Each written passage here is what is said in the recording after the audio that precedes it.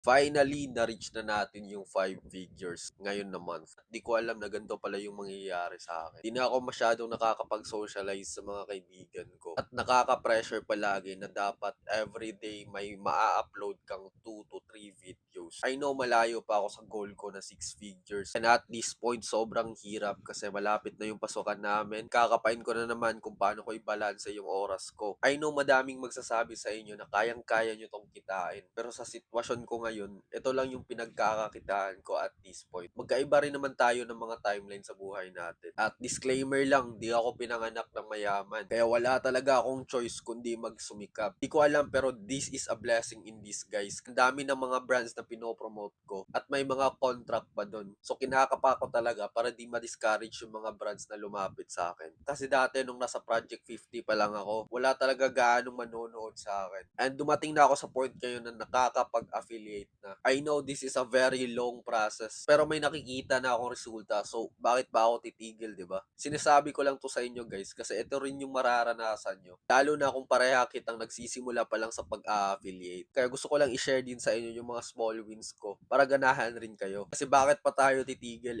nasimulan na natin. So, that's it for my day and di ko na alam kung anong day na to kasi sobrang tutok ko na talaga sa pag-affiliate. I guess I'll see you guys in the next video.